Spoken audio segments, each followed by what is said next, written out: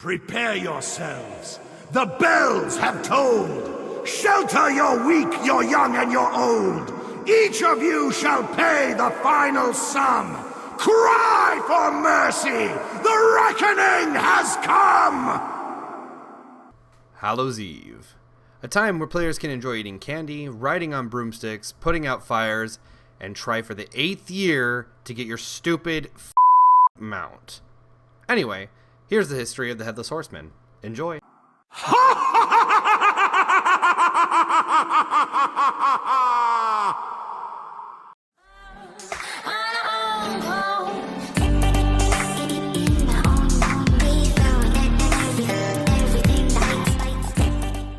The Headless Horseman was not always the decapitated riding terror that we know today. He was actually once a very respected and prominent Knight of the Silver Hand, and was serving directly under Uther the Lightbringer, and his name was Sir Thomas.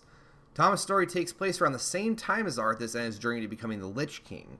He was placed in charge of a small village to inspect grain that Arthas had believed to be tampered with. Although everything in the village seemed to be free and clear of any scourge tampering, Sir Thomas would not expect that the prestigious and kind-hearted Baron Rivendare had supplied the village with a new shipment of contaminated grain. Now, almost overnight, the villagers were transformed into the undead. Thomas and his men were forced to slaughter every man, woman, and child inflicted with the plague.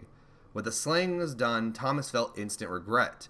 Why couldn't he have stopped this? What could he have done to prevent it? His fellow knights tried to comfort their friend, but the guilt was too much to bear. Under orders, he was sent back to his home to recover from the event.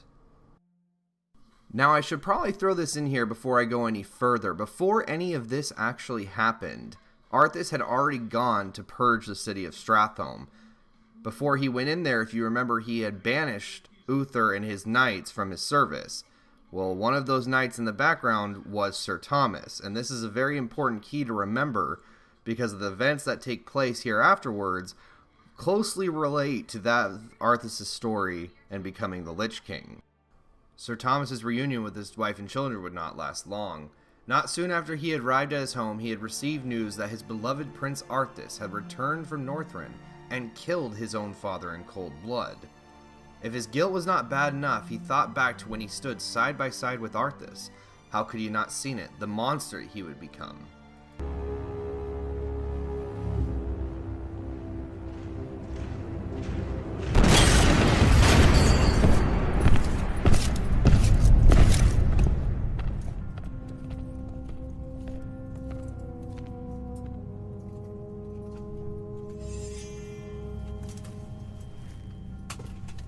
Ah, my son. You no longer need to sacrifice for your people. You no longer need to bear the weight of your crown. I've taken care of everything.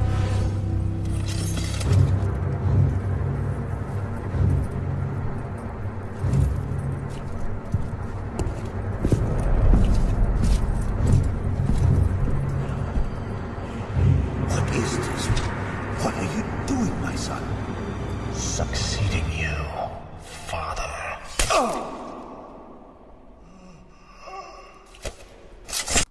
After receiving the news, his children looked at him, wondering why their prince had done this. He looked at them and in a rhyming tone said, "The king was saved, the curse unmade. The prince's blood his sin has paid." His son did not understand. He replied to his son, "You asked me why Prince Arthas did those bad things. He did them because those were the easy choices. It would have been much harder to stay and fight for Lordaeron. Good people have died doing just that. But no one said following the light would be an easy path. It's hard to be selfless and honorable." At this point, Sir Thomas needed to make a decision. He needed to get back into the fight to destroy the scourge that was plaguing their lands. However, his family would not be safe in the kingdoms of Lordaeron. At this point, he decided to send his family away to a ship that was heading to Kalimdor provided by Jaina Proudmoore. At first, his wife refused. She was not going to leave his side. However, after hearing the news of Uther's death, being slain by Arthas, the decision had been made. They would leave to Kalimdor, where they would be safe, and he could go back to destroying the scourge. After his family left, Sir Thomas returned to the Knights of the Silver Hand. Upon returning, however, he noticed something. Morale of the soldiers was completely destroyed. After the death of Uther the Lightbringer, the battles that they fought against the Scourge were losing ones. No one had the strength and will to carry on. At this point in time is when he noticed a new group rising up, the Scarlet Crusade.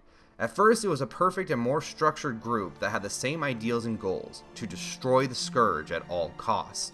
This caught his attention, and with almost little to zero thought, he converted. However, this would prove to be a grave mistake for the Honorable Knight. Now, a quick recap on the Scarlet Crusade. They were really once a righteous group, hell-bent on eradicating the undead and upholding justice and honor. However, through a series of events, the upper power of the Crusade was being controlled by a malevolent force, Balnazzar, a dreadlord sent by Sargeras to weaken Azeroth's defenses for the coming of the Legion. Sound familiar? I thought so. Now, there is something you need to know about Dreadlords. They are all well known for taking over planets by disguising themselves as allying members of various groups and guilds and spreading lies and deceit to destroy a civilization from within. And that is exactly what Balnazzar did. He had taken the form of Satan Deathrohan, corrupting the Scarlet Crusade's purpose. As the Scarlet Crusade grew, Sir Thomas noticed the changes in the group's behavior, becoming more violent, unmerciful, almost evil. The same towns Sir Thomas once knew were once again being checked for signs of plague. However, this time the townspeople were being slaughtered regardless of their health. This only furthered Thomas's madness. A few months later, Thomas was ordered to purge a village that was suspected of being plagued. Him and his men began to purge the residents of the small town, sparing no one. He came across a woman and 2 children and cut them down without thought. But as he looked down, he saw the face of his own daughter. His wife and children had never made it to the ship bound for Kalimdor and sought refuge in this small town. Sir Thomas had become completely deranged at this point, knowing after all he had done, and now this, killing his own family. Members of the Scarlet Crusade returned him to the monastery and locked him away, as he was not in the right state of mind. During his time locked away, guards would report hearing maniacal laughter and creepy rhymes that would give them nightmares. Months later, Grand Crusader Deathrohan, aka Balnazzar, had an idea to help Sir Thomas with his grief. Every year on Hallows Eve, people would gather around and light a wickerman, which was said by doing this, you would burn away all of your regrets. After being released, Sir Thomas tried to convince Deathrohan to let him continue the fight against the Scourge. Balnazzar agreed, and during the following engagement, Thomas had gone completely mad, killing not only Scourge, but his fellow soldiers, once friends. Slaying anything in sight, he could no longer distinguish friend from foe. The Scarlet Crusade was forced to behead Sir Thomas, ending his madness. However, Balnazzar had other plans. He reanimated Sir Thomas as the Headless Horseman. Now, every year, he returns to wreak havoc among Azeroth's people, still unable to bear the weight of his guilt and or distinguish the living from the dead.